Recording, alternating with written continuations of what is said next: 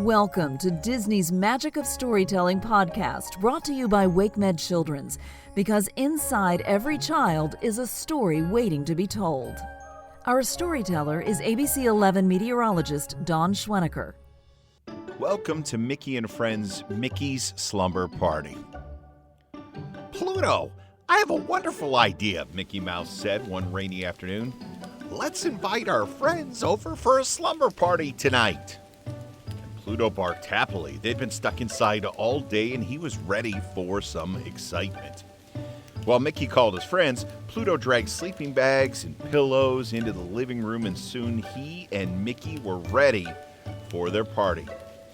Daisy, Minnie, Donald arrived just as the rain began to come down harder. I brought hot cocoa, Minnie said, pulling out a thermos, and mini marshmallows. Just the thing on a rainy day, Mickey said, guiding his friends to the warm fireplace, and then he poured a mug for each of them. Daisy looked around.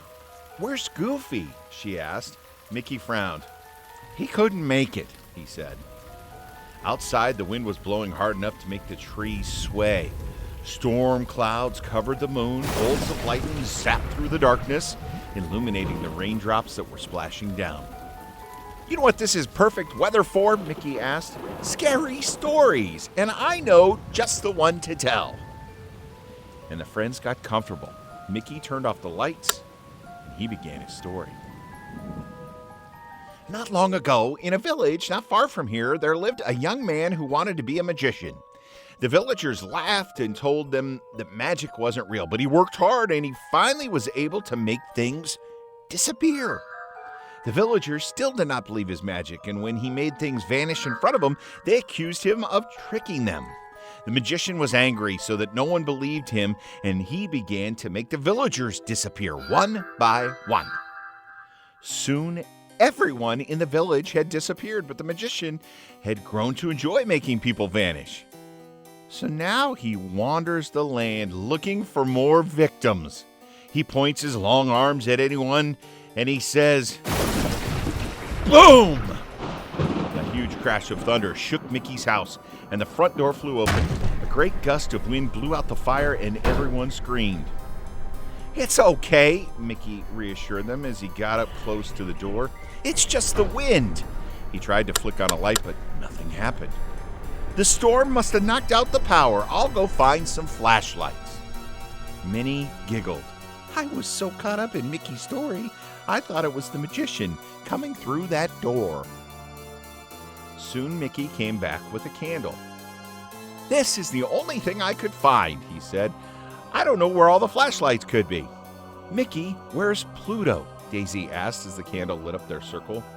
The four friends looked around, but Pluto was gone. Pluto, they called. There was no answer. The friends got up and began to look around. Donald even opened the front door and shouted into the rain, Pluto! Maybe it really was the evil magician who caused the lights to go out, Daisy whispered, and maybe he made Pluto vanish. Don't be silly, said Minnie, looking around nervously.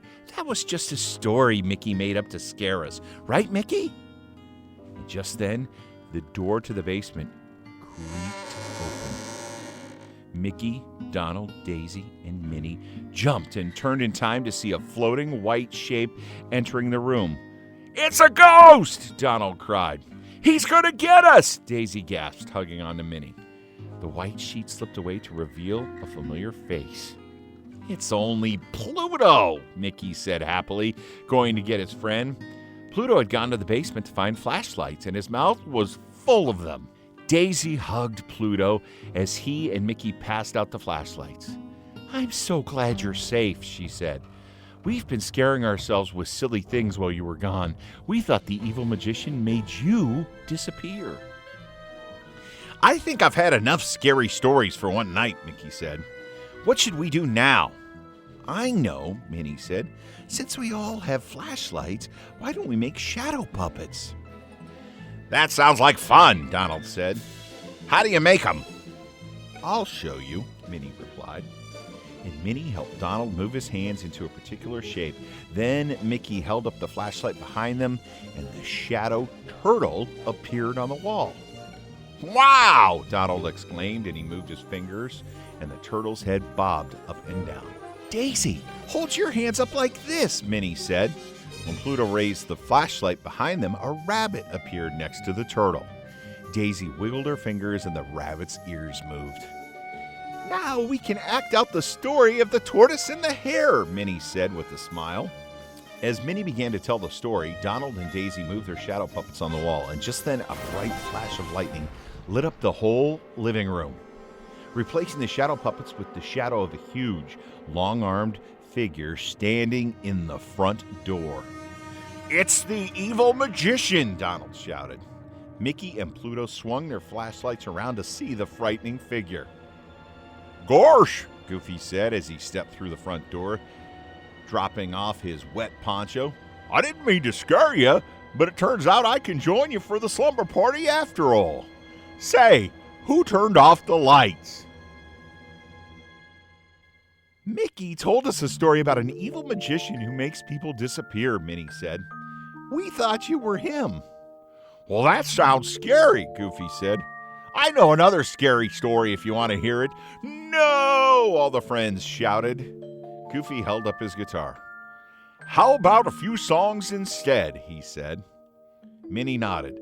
I think a sing-along is much safer than telling stories, she said. Mickey lit the fire again, and as the wind and thunder calmed down outside, the friends all sang together. Soon, everyone was yawning. The friends snuggled up in their sleeping bags. Good night, everyone, Mickey said. And with the sound of soft rain falling, they all fell asleep.